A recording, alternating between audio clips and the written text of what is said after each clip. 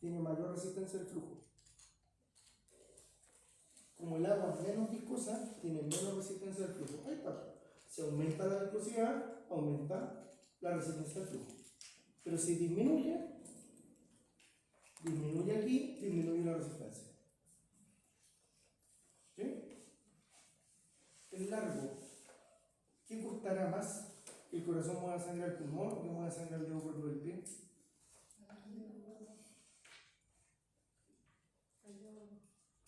Al pulmón, porque el pulmón está al lado, pero el dedo gordo del pie está allá lejos. Y por lo tanto, el largo, el trayecto al pulmón es más chico. Y como es más chico, está en el numerador, la resistencia es menor. ¿Sí? Y finalmente, esta es la variable que tenemos que tener en consideración, porque ahora, ahí entramos ya a fisiología pura. Si este R se achica, quiere decir que alguien está contrayendo los vasos sanguíneos. Y si ese R se agranda, quiere decir que algo está dilatando los vasos sanguíneos. Entonces, lo que hemos visto hasta ahora, ¿quién contrae los vasos sanguíneos? La noradrenalina y el receptor alfa 1. ¿Qué lo relaja? ¿Se acuerdan? No, porque la acetilcolina no tiene, es dilatable, que no pesca esos órganos que no pesca el sistema colinérgico. Endotelio. Ya, ¿qué hace el endotelio? ¿Qué produce? No. Óxido nítrico. ¿Qué hace el óxido nítrico aquí? Relaja los vasos sanguíneos. ¿Por qué? Porque el óxido nítrico lo que hace es relajar a la musculatura lisa vascular. Entonces, aquí vamos a tener que colocar ADH, angiotensina 2. Si la ADH estimula al receptor de B1, perdón, se contrae. Si la angiotensina estimula al receptor de angiotensina 2 de tipo 1, se contrae. Y el óxido nítrico es el que relaja. Entonces vamos a tener estos tres elementos a tener en consideración. Los vamos a estudiar obviamente ahora para que no se nos vuelva a ir que cualquiera de estos tres elementos, si está aumentado en sangre, quiere decir que los vasos sanguíneos se van a contraer. Y si los vasos sanguíneos se contraen, el radio es más chico, y si el radio es más chico, aumenta la resistencia. Y por el contrario, si esto es tan bajo y el óxido nítrico predomina, quiere decir que vamos a tener una vasodilatación. Y al tener una vasodilatación, vamos a tener un aumento del radio. Y al tener un aumento del radio, como el radio está en el denominador, al aumentar el denominador, se va a achicar el número resultante, que es la resistencia. ¿Sí? Esto es lo que tenemos que entender entonces con respecto a la resistencia. Y lo otro que tenemos que tener presente es que existen fuerzas. Y las fuerzas a veces están de esta manera y hay veces que están también en un empate y se pueden modificar.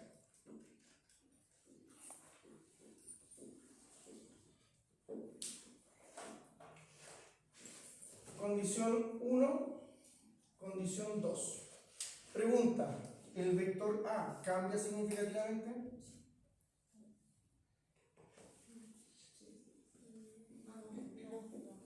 ¿El vector B cambia significativamente?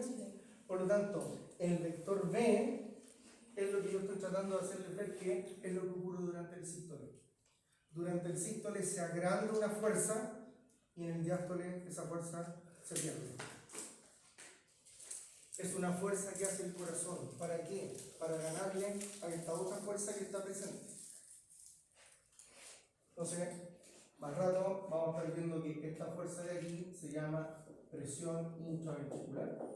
Esta fuerza que está acá se llama poscarga. Poscarga o resistencia periférica. Eso es lo que estamos diciendo. La poscarga puede aumentar ¿Cómo se llama la poscarga también? Los que no leen ahí es porque están muy chicos o porque tienen astigmatismo. Resistencia periférica. Resistencia, R. ¿Podemos hacerle la vida imposible al corazón? Aumentando la resistencia. ¿Qué tendría que ser el corazón si ese vector azul lo empezamos a aumentar? Va a tener que hacer más fuerza para poder abrir la válvula y empujar sangre. ¿Nos conviene que el corazón se estrese más? Entonces, cada vez que aumenta la poscarga, el corazón tiene que hacer un trabajo adicional. Para poder ganarle a esa poscarga, este vector tiene que agrandarse y ganar. Y una vez que gana, puede abrir la válvula y eyectar sangre. ¿Sí? ¿Cómo se llama ese volumen de sangre que eyecta? Volumen de sístole. Entonces, eso quiere decir que cuando el corazón se empieza a contraer en el sístole, la presión intraventricular empieza a aumentar, le gana al vector poscarga, abre la válvula y eyecta sangre. ¿Cuánta? El volumen sistólico, que habitualmente son como 70 metros. O sea, cada vez que el corazón se aprieta para generar un sístole, aumenta la presión intraventricular, le gana a la poscarga, y si le gana a la poscarga, vamos a tener un volumen de sístole. ¿Tiene lógica esta cuestión o no? En un momento determinado el corazón no tiene fuerza. Y por lo tanto, si no tiene fuerza, ¿quién gana? Si esta cosa roja fuera cero, ¿quién gana? El vector azul, ¿o no? Y si el vector azul gana, la válvula está cerrada. Entonces la sangre se empieza a acumular en el corazón. ¿Y qué hace el corazón? Ahora viene el sístole, se aprieta, se contrae. ¿Me siguen o no? Si el corazón se aprieta y se contrae, ¿qué va a aparecer? El vector presión intraventricular. Eso quiere decir que va a empezar a aparecer aquí una fuerza y se va a agrandar, se va a agrandar, se va a agrandar, se va a agrandar, se va a agrandar, hasta que llega un máximo que le gana la poscarga, se abre la válvula y sale un volumen de sístole. Y después el corazón, ¿qué es lo que hace? Se relaja. ¿Y qué le pasa a ese vector rojo que apareció? ¡Bum! Cero. ¿Y quién gana? La poscarga. Por lo tanto, la válvula se cierra. Entonces, nuevamente el corazón se llena y el ciclo se repite.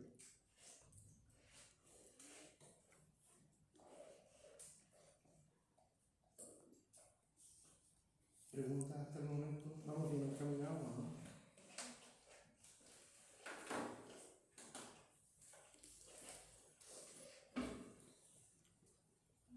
¿Sí? ¿No? Puede ser más rato, más menos. Después de la pastilla, ¿alguna otra alternativa?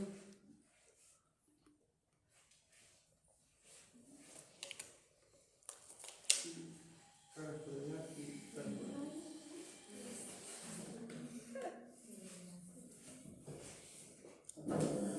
¿Se entiende esta idea de la resistencia?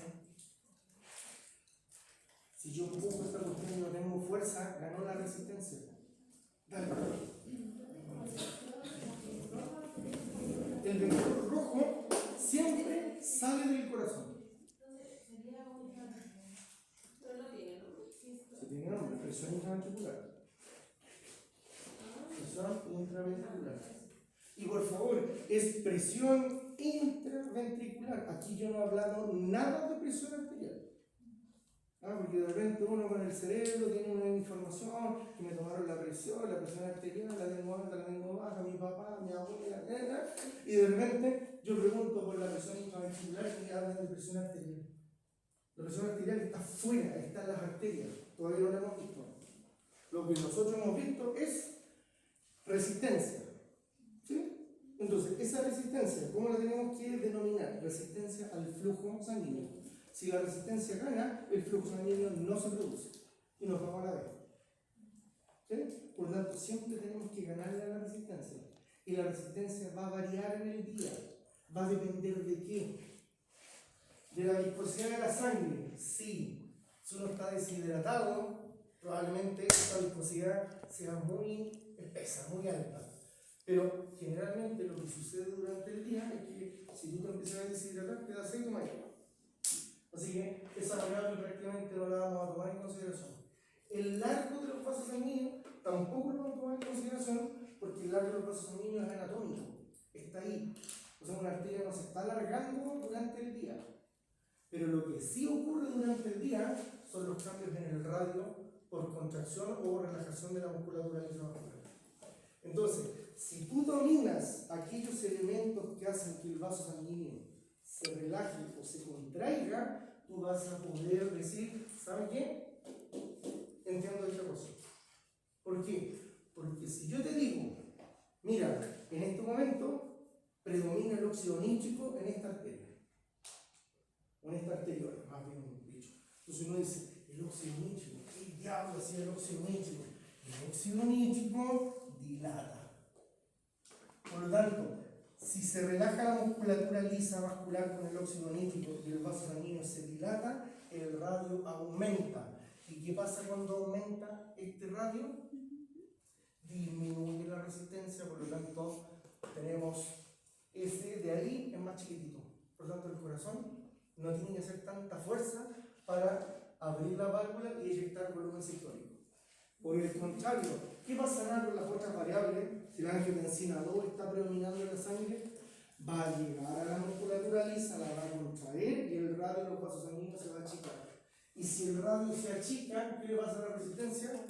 Aumenta. Y si la resistencia periférica o poscarga aumenta, ¿qué va a tener que hacer el corazón para fregarle? Va a tener que hacer más esfuerzo, ¿sí? Y eso es un desgaste cardíaco y finalmente termina con la insuficiencia cardíaca. ¿Sí? ¿Va mejor el asunto?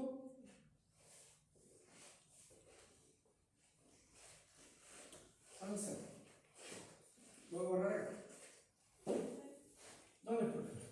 ¿Cuándo es la prueba? ¿Dónde es la prueba? La próxima semana.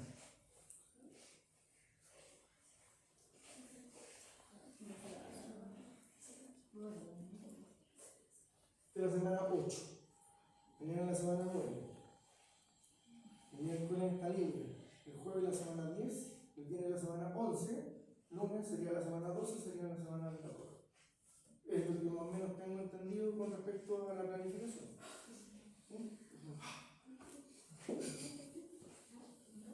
¿Qué entra en la prueba? Toda esta cuestión, más la parte eléctrica que vimos la semana pasada. Y la parte troncoculares.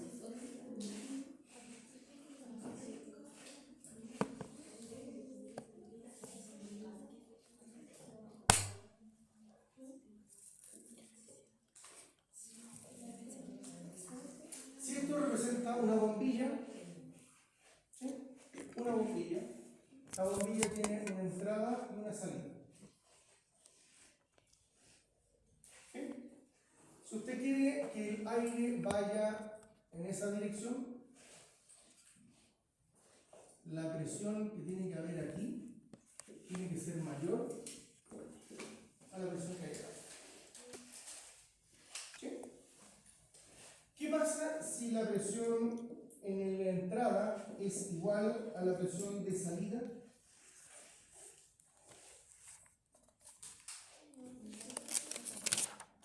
Se anulan y no hay movimiento.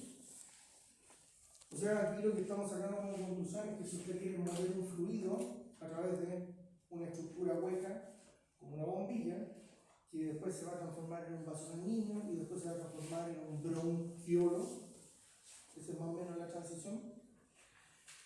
Esta bombilla, si yo tengo más presión en este extremo que en el otro, va a haber movimiento hacia la derecha.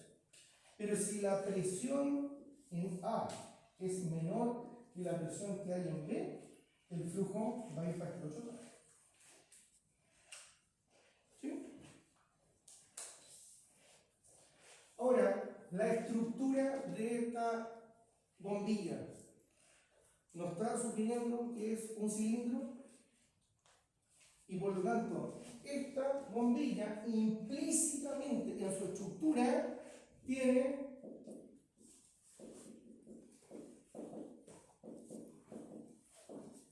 una ecuación de resistencia.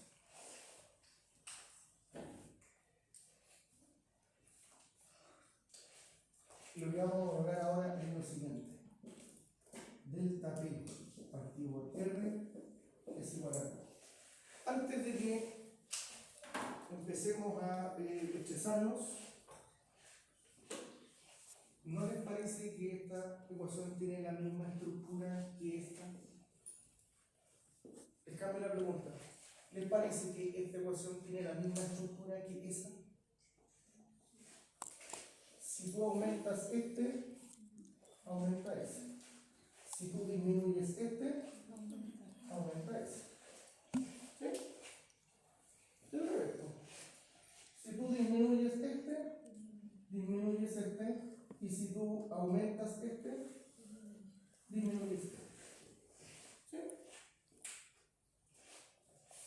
Puede masticar todo el chile que quiera, pero si lo hace sonar, yo voy a pedir que lo bote. ¿No acordamos qué significaba esta letra o este símbolo?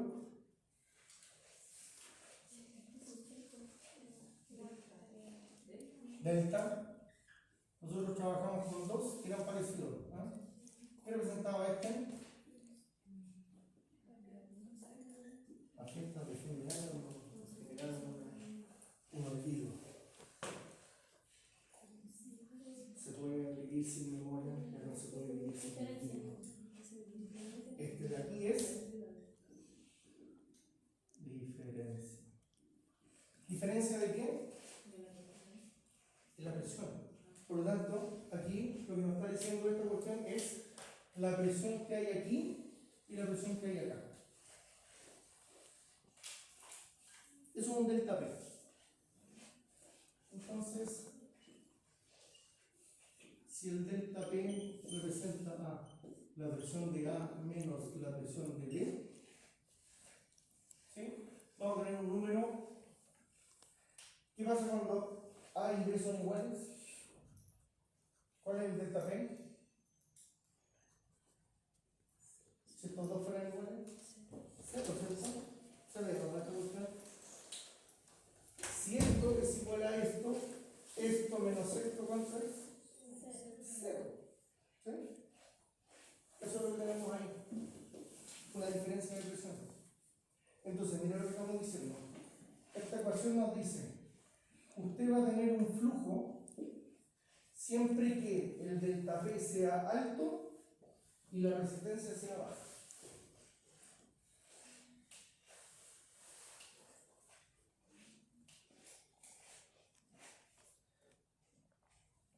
Voy a hacer un juego.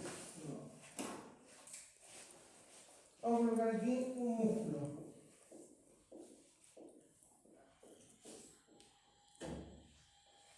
Este músculo va a tener un afluente de sangre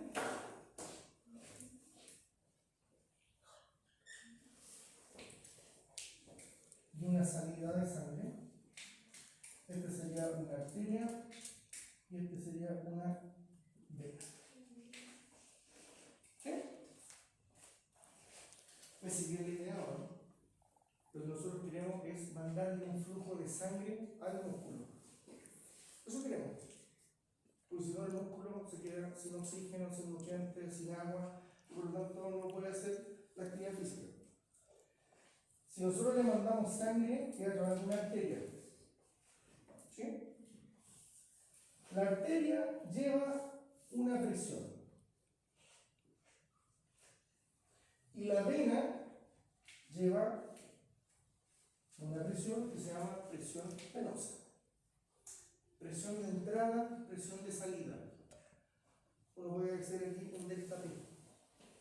¿Y este delta P en qué consiste? La presión arterial menos la presión venosa. Delta P. ¿Sí? Q representa el flujo. Flujo es un volumen de sangre. Y lo que nos están diciendo esto es lo siguiente. Mira, garantiza tener un máximo de flujo sanguíneo a este órgano, le damos músculo.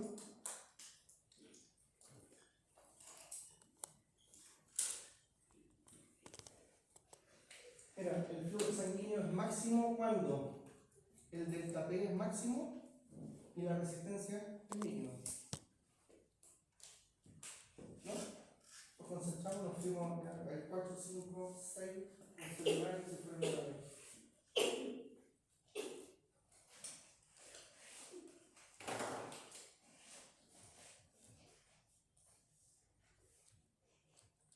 Si este número es muy alto y este número de abajo es muy bajo, vamos a tener mayor flujo.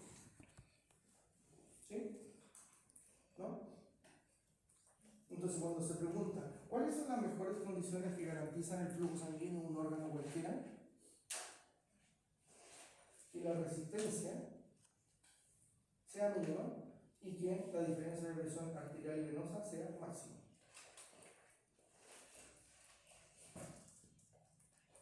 Si yo mantengo este número de abajo sin cambio, no cambia, ¿cómo puedo garantizar yo aumentar el flujo?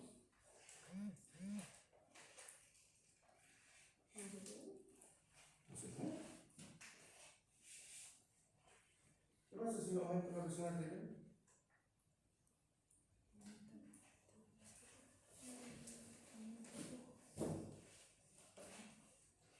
Vamos a decir que existe una cuestión que se llama la presión arterial. Y la presión arterial se divide en dos: presión de sístole y presión de diástole.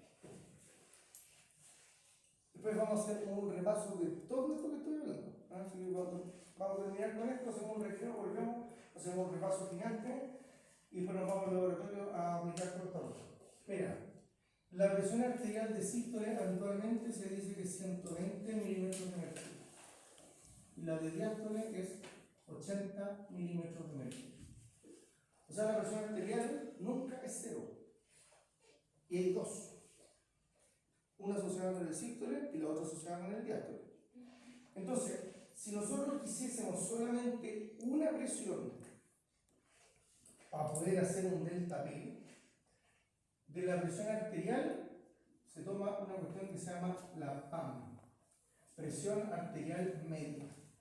Y se define como 2 veces la presión de diástole más la presión de sístole partido por 3.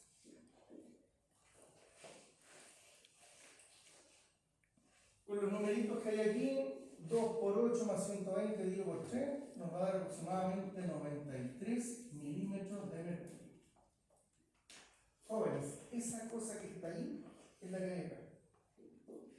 Presión arterial media.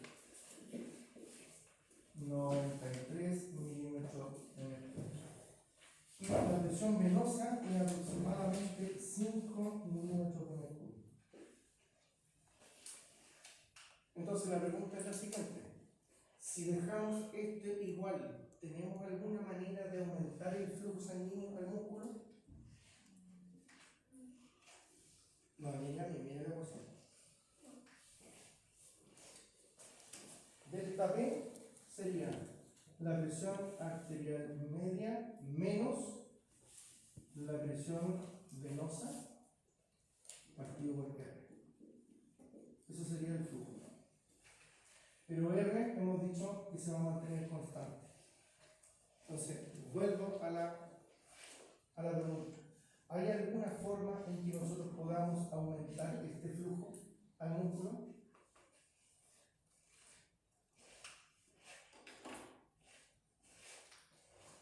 ¿Qué pasa si yo aumento la presión arterial aquí a 140 y aquí a 110?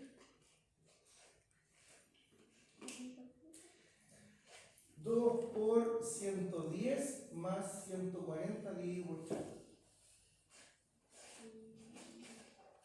¿No?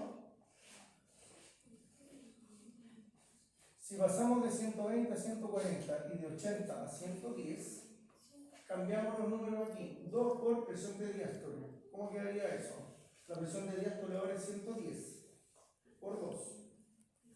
Más la nueva presión de sístole. 140. Eso da 360 y la dividimos por 3. Nos va a dar 120 milímetros de mercurio. Por lo tanto, aquí, en vez de colocar 93 menos 5, hay que colocar 120 menos 5. ¿Qué diferencia es mayor? 93 menos 5, ¿cuánto da? 88. Y 120 menos 5 da 115. Entonces, en uno tenemos 88 partido por R igual Q, y en otro tenemos 115 partido por el mismo R. Como R no cambió, aumentó el numerador, ¿no? ¿Se entiende lo que estoy planteando, no? Si aumentó el numerador, tiene que aumentar el flujo.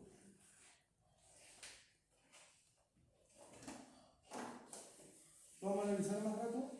Nos vamos a tomar la presión arterial antes del ejercicio y después del ejercicio. Y si nosotros queremos mandarle más flujo sanguíneo al músculo, necesariamente vamos a tener que hacer ¿qué cosa? Aumentar la presión arterial. Porque si tú aumentas la presión arterial, vas a aumentar la presión arterial media. Y al aumentar la presión arterial media, aumenta de 93, en este caso, a 120. Pero la presión venosa se mantuvo igual. 93 menos 5, 88. 120 menos 5, 115. ¿Cuál es mayor? 115. ¿Y 115 dónde está? ¿En el numerador o en el denominador? ¿Y qué le pasa al número resultante cuando aumenta el numerador?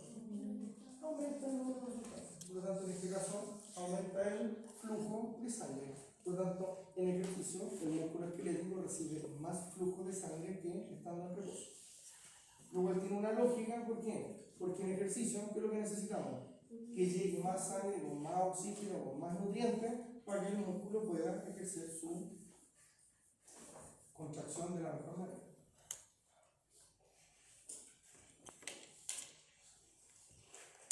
10 minutos de pausa.